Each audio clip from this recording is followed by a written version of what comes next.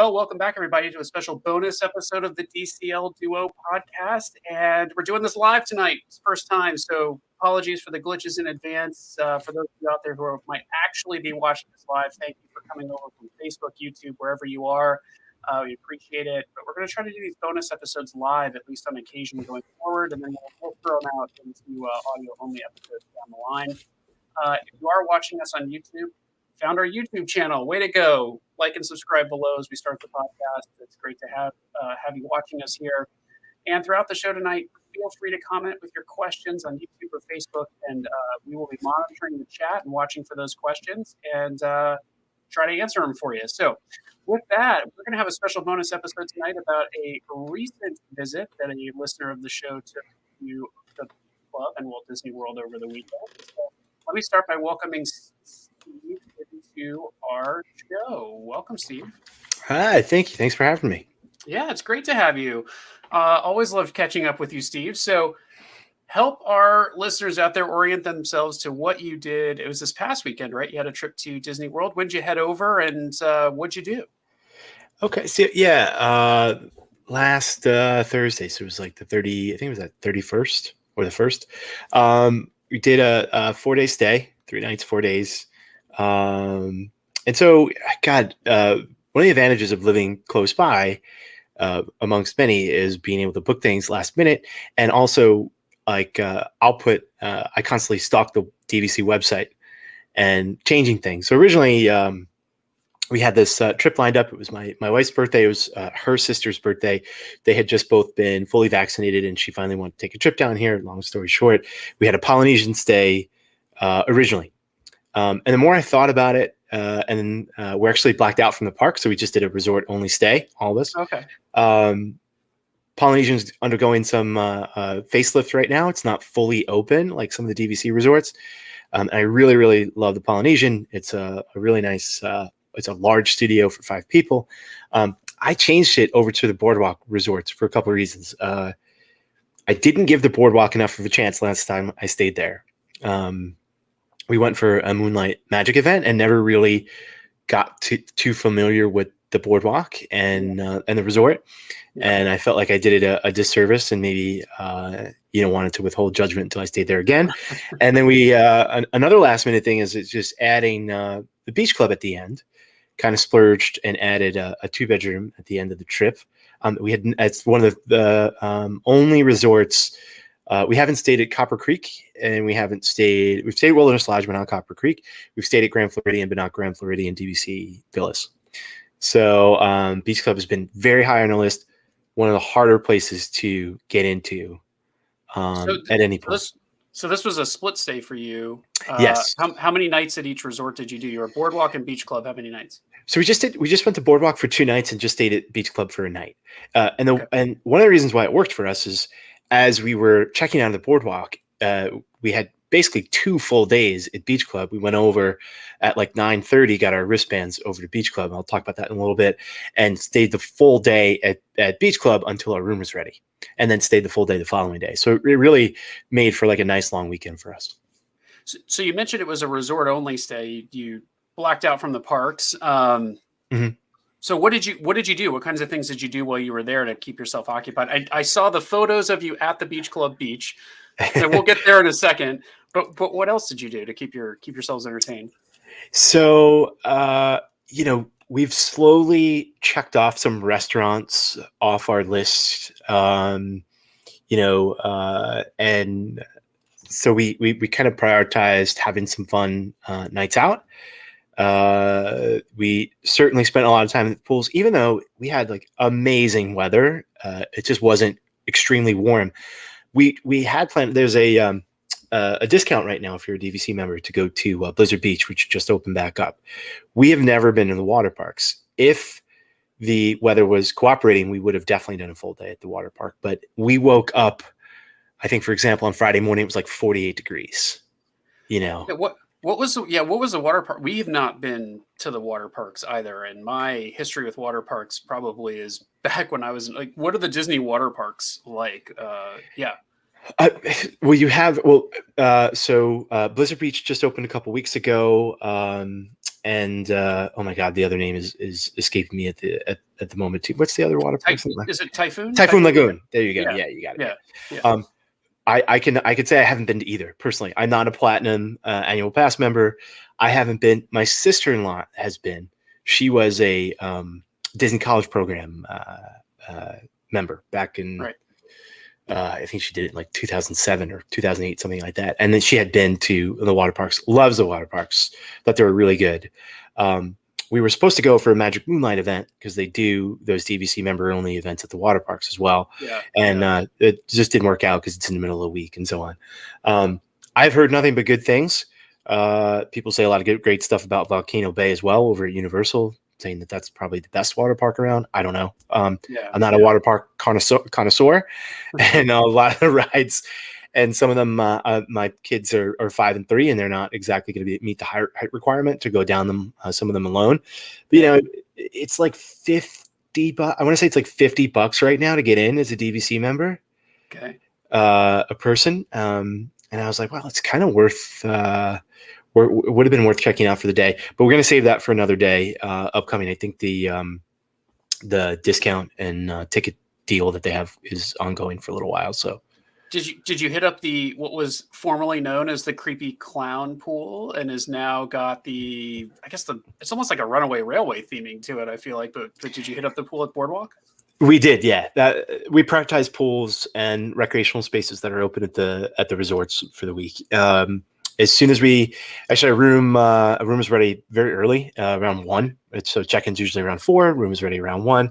Went and dropped our stuff off. Went immediately down to the pool. And I know folks have been talking a lot about the pools at Disney and the crowds and the wait. But we personally did not encounter that, and it was spring break week leading up to Easter Sunday.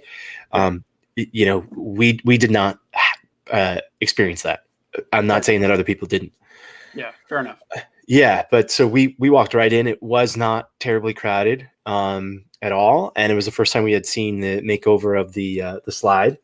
And yeah, I like it. I mean, I don't know. I'm not. I like the pools and I like the slides at the resorts. It doesn't break my heart if they change certain things about them, but I understand if it does for other folks. That was kind of iconic in its divisiveness, I think, too. Like kind of scary, and also people like the homage to the old school boardwalk vibe that it was supposed to be going for, right? Yeah. So now it's the Keister coaster, and yeah, I think my kids liked it. They love the Mickey shorts. I think they're pretty awesome. They're really cool animation. And I love watching them on the cruise line bus out to Port Canaveral. I mean, I know that new style of animation is pretty divisive within the community. I actually think it's kind of fun. I think those cartoons are fun. I think the animation style is fun. So yeah, I could. It is the Keister coaster. Yeah, it is, and my kids have been on the ride, the Runaway Railway now like 2 or 3 times, and they love it. They absolutely love it. So I think they just recognize that and they enjoyed it. But the rest of the pool still has the Luna Park vibes and the Coney Island beach vibe kind of stuff going on for it. The slide itself hasn't changed at all. I don't even think they repainted it. Honestly, it's still like that. It's still kind of faded, and the whole the carousel bar that they have there, and all the other art and that's integrated was all this. It's such a soft makeover. The most drastic thing about it is just actually removing the face of the clown, which I think my son remembered. And he was a little scared of previously I feel like it was a good move to get rid of the clown that probably reminiscent of it or something like that. Mm-hmm. Pictures I saw. Well, swap over to Beach Club for a second. You went over to Beach Club, and I know you experienced the pool over there. Rave review of the Beach Club pool, or just kind of so-so? Amazing, unbelievable. It probably exceeded expectations, no matter how many. We like to watch, we like to listen to podcasts, but also like to watch, some visuals of previews of, different resort rooms and pools and amenities and stuff to get a little bit of the lay of the land. And it's hard to capture that place because it's so big. I mean, it's really a mini water park. And I'm going to go out on a limb and probably get killed here in the comments. And I think I told you this too. that, and I'll get into more details about that too later. But if you can't go to Castaway at the moment, and you want a Disney vibe that has a day that you could kind of feel that could be that fun and be out there for that long.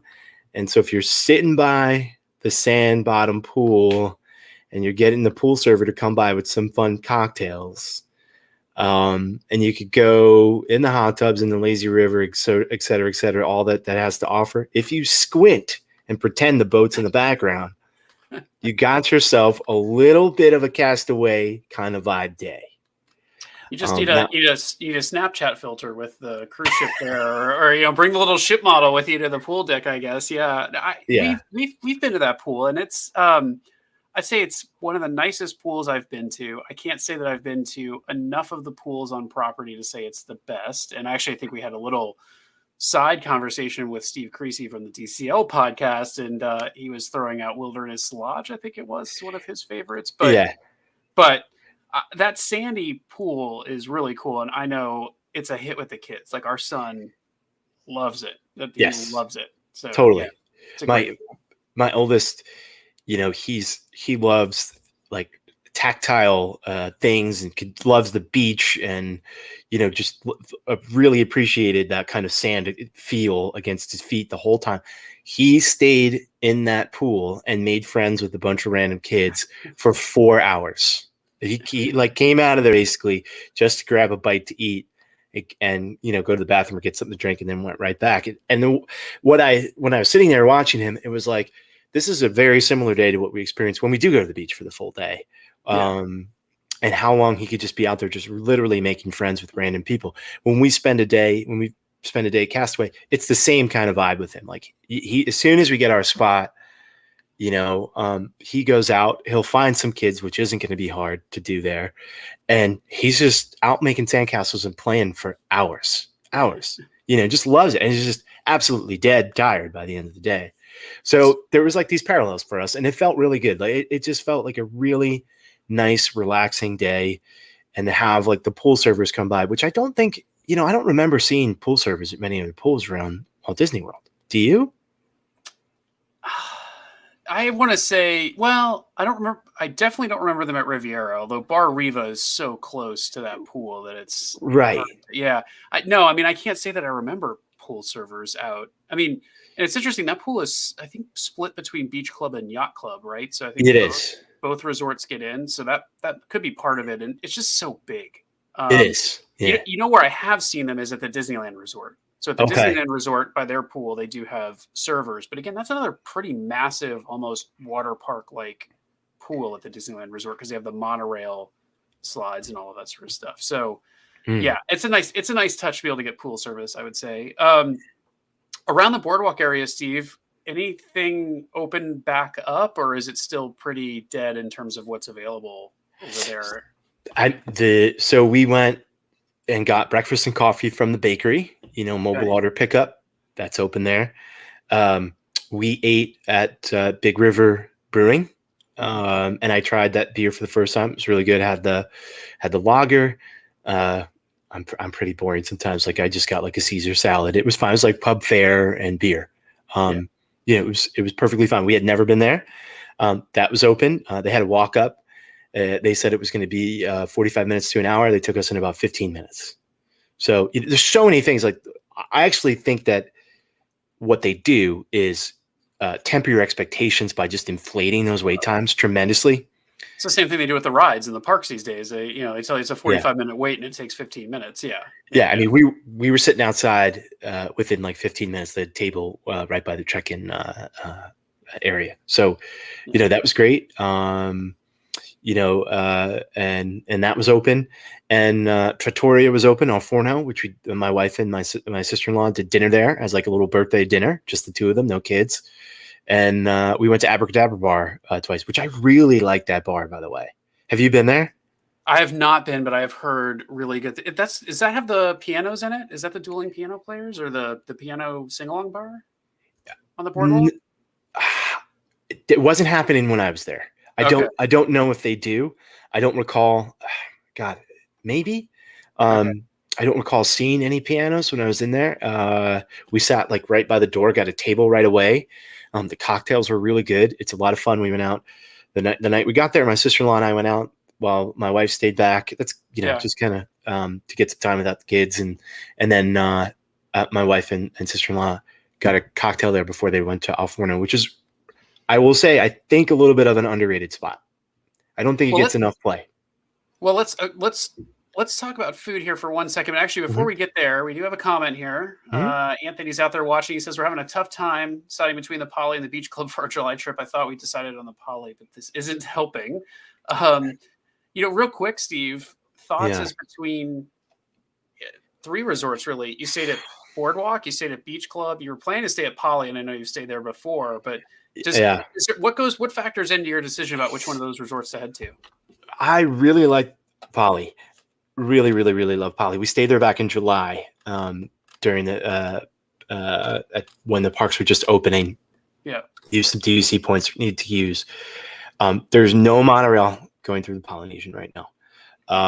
You're mobile ordering Captain Cook's. Ohana's not open. Yeah. Trader Sam's is not open.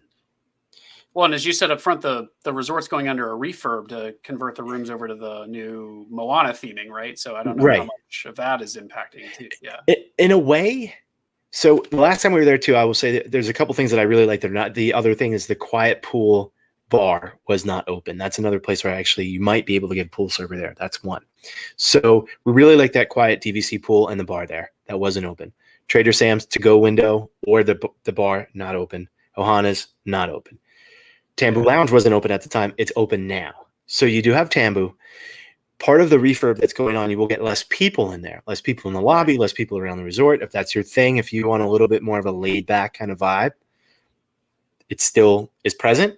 It's just, if you're trying to get on the monorail to go to a park, if that's going to be your goal, to get around, you're paying the same amount of points, you're paying the same amount of money for a lesser kind of experience. Now, if you're by the Beach Club, one of the reasons why we chose the Boardwalk is because we're doing the resort only, and everything is open. Even you could get the to-go pizza. The pizza window is open. Yeah. And the monorail is interesting too, because if the things are closed at the resort and you want to access the amenities at Grand Flow or over at Contemporary, it also sounds like it's not going to be super easily accessible. See, Anthony's commenting again here. He's saying it's going to be the first week they're letting reservations happen, so I'm hoping the resort will be back to life by then, but no idea. Yeah. Maybe. Everything's so fluid right now. It's hard to project what that resort will be in a couple months. But from a present day kind of standpoint, I definitely think it's worth considering. Depending on what your vacation is going to look like, if you're going to be hustling around to different parks and stuff. Well, let's talk a little food, Steve. You mentioned food. I know you love to seek out the good food over at the Disney World Resort. So where'd you eat? What stood out for you? So my wife, shout outs to my wife. She's the MVP. She got in at Topolino's finally. Nice. Finally, we have been trying for so long to get in. For dinner? Well, I really would like to go for dinner, but truth be told, I probably like to go for dinner just my wife and I. Not the kids. Kids tend to do better a little earlier in the day. It was not. So I will say the dinner, we took our son to the dinner there. Mm-hmm. But we didn't do it. We did probably on the early side of things. Mm-hmm. And I thought it was fantastic with, I mean, it's Disney World, right? So they're going to be nice to the kids. It's the same kind of thing as going to California Grill. My son, they had a decent menu for him and, so it was fine. But I think it's a fantastic spot to go for kind of an adults only dinner for sure. Yeah, I would love to, just not be rushed and just indulge in that experience because it's a little bit more of an experience from what I understand. But we got the character breakfast. Nice. And, we haven't done a character breakfast in a really long time for the kids, and they tend to be a little bit expensive, and they've changed, obviously. They're limited at the moment and limited to how many there are currently going on. They're coming back slowly but surely. I think Hollywood and Vine is back. I think Garden Grill is going on, and a couple others. Crystal Palace. Chef Mickey's has been open, I know, for a long time. Chef Mickey's is back. It wasn't initially. This was awesome. So one of the great things about staying over by the Boardwalk, obviously, is the location. So we walked right over to the Skyliner at International Gateway, got on it, headed over to Riviera. I got there early. And this is where, some of the Disney vacation touches are really cool. They had the activities, the children's activities cast member out there.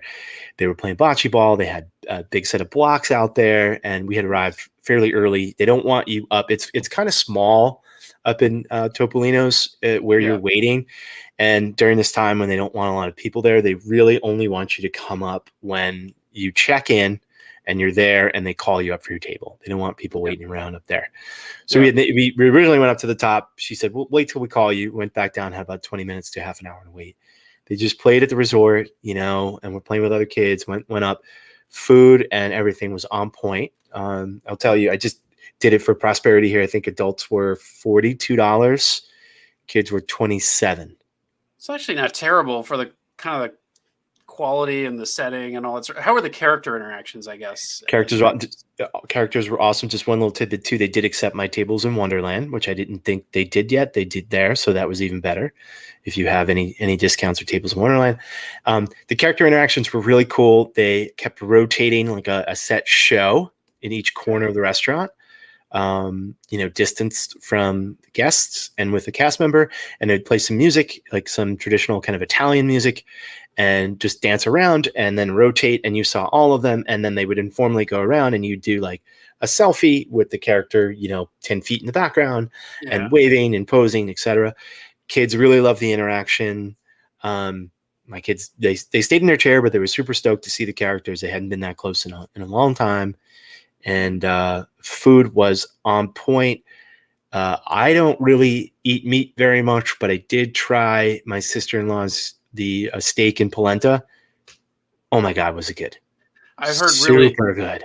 I've heard really good things about the steak at breakfast there, and we had dinner there when the last time we were there, which was now pushing 2 years ago, I guess at this point, but or maybe a year and a half.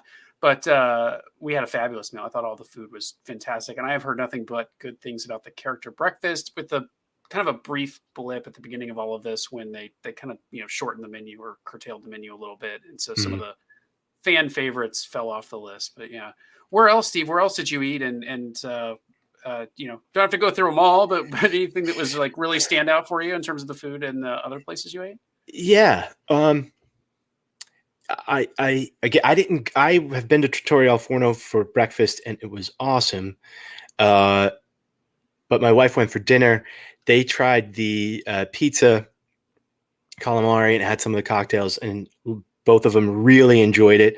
I think, part of it is, at least from my perspective, I don't hear about that restaurant a lot. And so I get like pleasantly surprised when I'm like, oh, wow, this is really good. Cause I thought breakfast there was awesome, the brunch. And then they went, it's a very big open restaurant. It's really nice. And they really enjoyed that. I think I mentioned that we went to Big River for the first time. That was really good. I will say this. We really wanted to go to Beaches and Cream. We were unable to. We weren't even allowing a walk-up list at this point.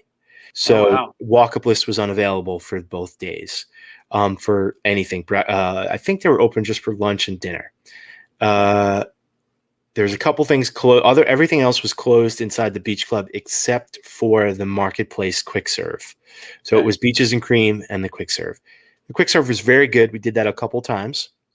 And then we did breakfast in the room. They left the you get your menu, your dine-in menu in your room when you check in.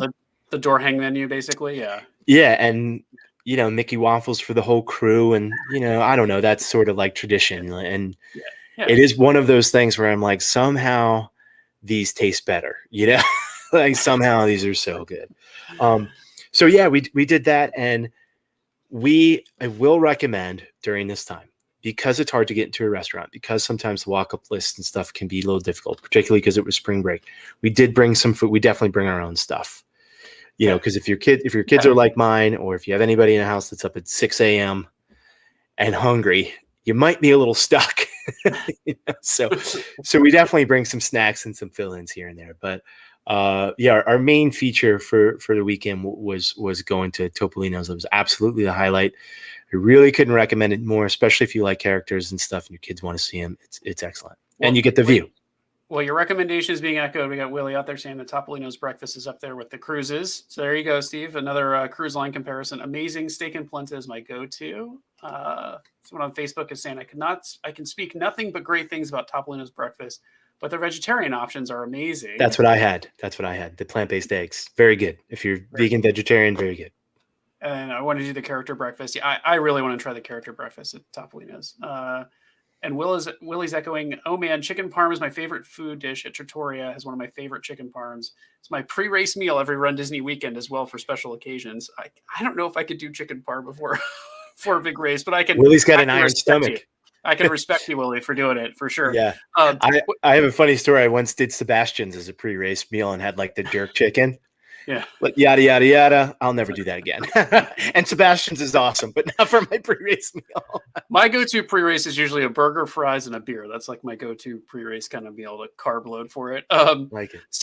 Steve, so I got to ask this question because we've touched on Topolino's and Trattoria Forno. And I know I'm coming out there in June to meet up with you and Steve Gracie, and I think I've set you to work on best Italian meal you've had on property. My only Italian meals have been Topolino's and Maria and Enzo's. And so I'm curious, what's your go-to place for Italian on property? Oh man. That's tough. So it's hard to judge because I haven't had Topolino's dinner yet. And from everything I've heard you have, that probably would take the cake. I have been to Maria and Enzo's. I've also been to the Hideaway.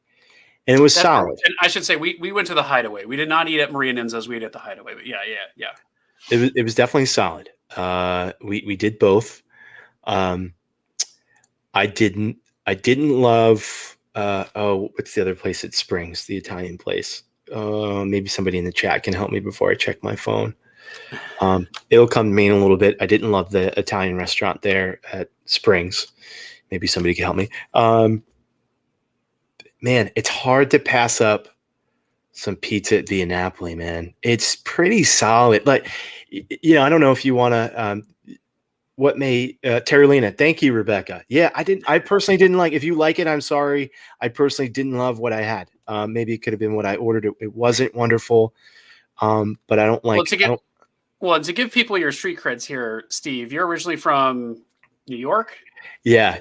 I'm born in Brooklyn. So, so I can, if my wife likes the Italian food, then I respect that decision. I temper my expectations a little bit, not to hate on, again, where we are, but, I really, really do enjoy popping into Epcot and going to Via Napoli. I think Via Napoli has some really solid pizza. I'm a margarita fan myself, some thin crust. I don't know what it is. Even there you go. Rebecca's the same. Yeah, there we go. That's right. Yeah, it's really solid. It's really and it's super kid friendly. Obviously, they have a lot of specialty pies and stuff like that. But I'm just pretty plain and simple when it comes to my pizza.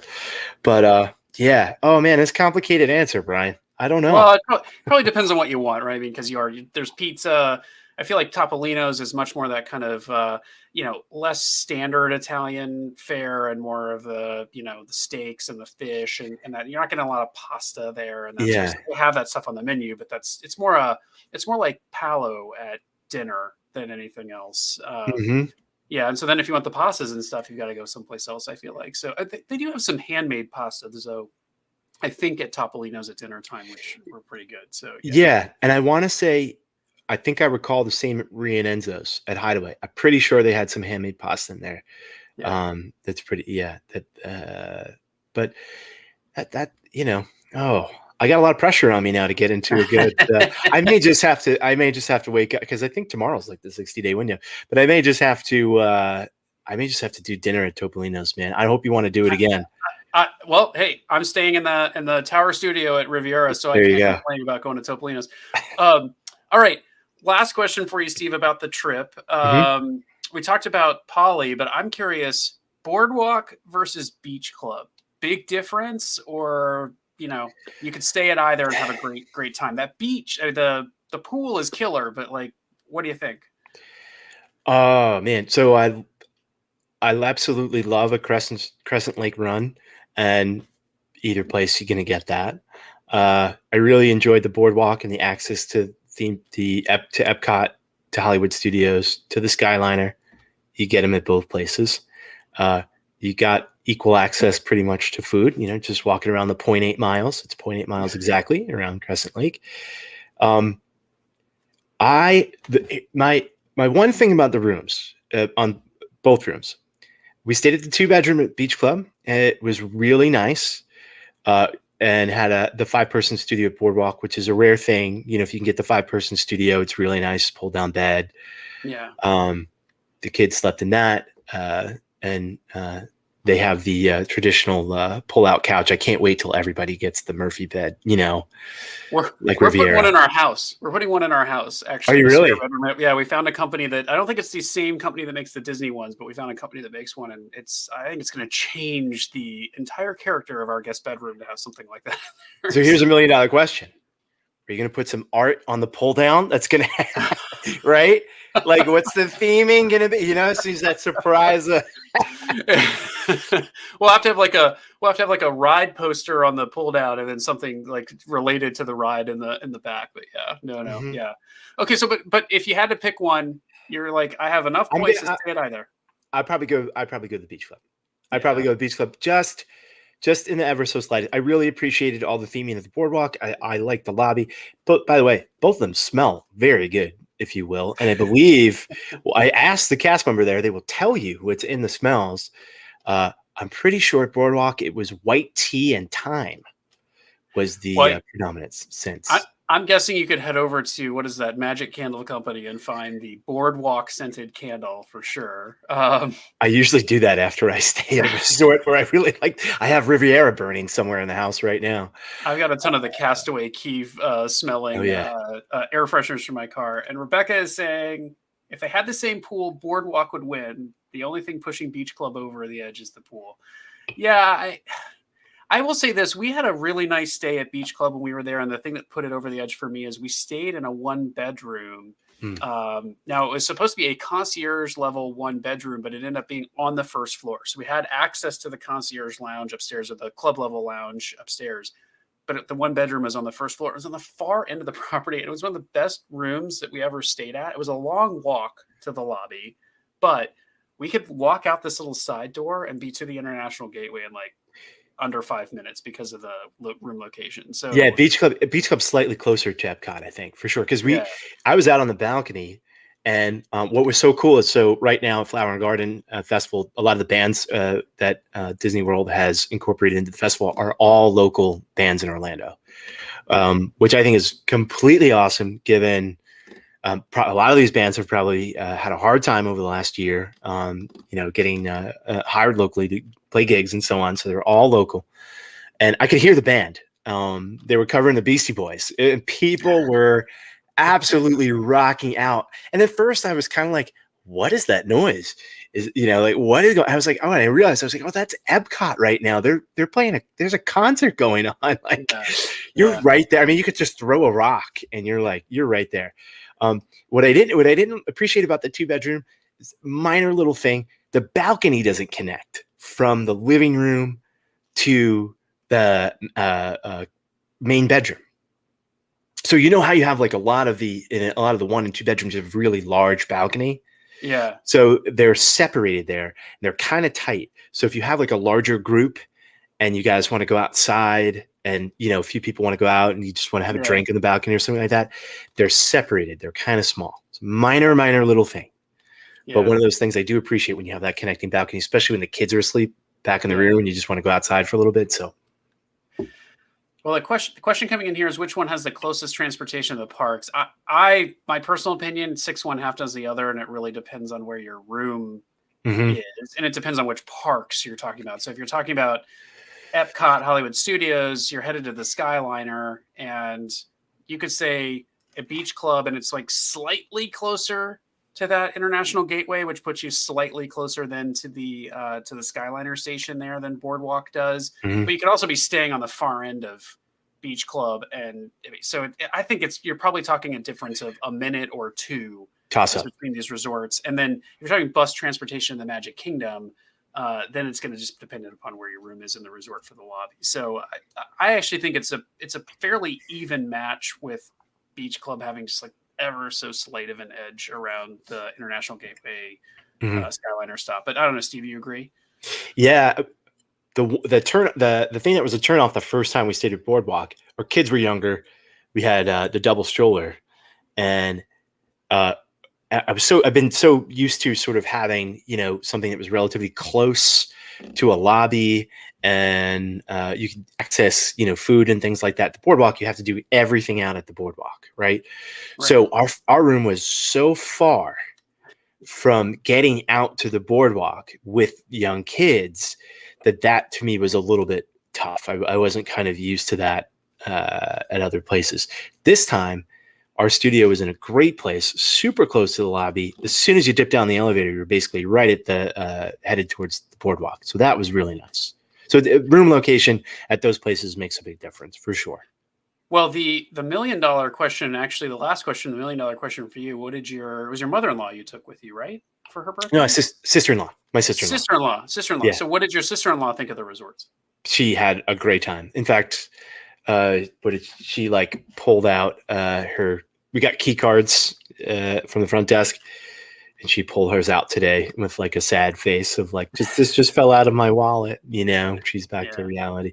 She had an amazing time. She loved it. And this is a person who's literally in the college program, and we've taken several times, and hadn't stayed or been to the beach club and that pool and the Boardwalk. They absolutely loved and appreciated the ability to just, again, after the kids were asleep and everything, they just went out and walked around Crescent Lake, and it was pretty vibrant. Stuff was happening. Things were open. It was really nice. For right now, I definitely think it's one of the more, if you're looking for kind of a vibrant place to go where a lot of stuff is open at the moment, Boardwalk is a good spot. Access to 2 parks, lots of stuff open. Awesome.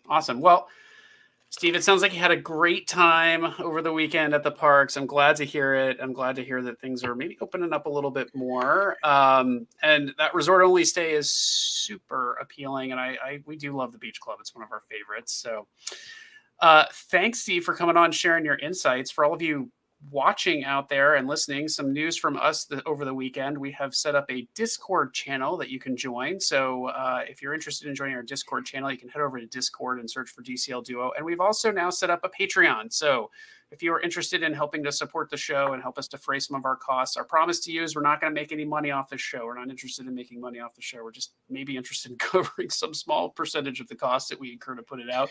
But if for whatever reason we start making oodles of money on the show, we're going to donate it to charity, or we'll let you all know, and we'll lower the Patreon tiers. So, but with that, I just want to let people know about our Discord channel, about our Patreon out there. And Steve, thanks again for coming on and sharing your experiences tonight. Yeah, thanks for having me. And look at that awesome sign in the background, by the way. That is pretty snazzy and cool. Sorry, I really wanted to call that out. I know you're too humble to do so, but that is a very cool new sign. Sorry, go ahead. We're loving it. We're loving it for these video chats. We see more of it, hopefully. But thanks, Steve, for coming on. It's good to see you, man. Thanks, everybody.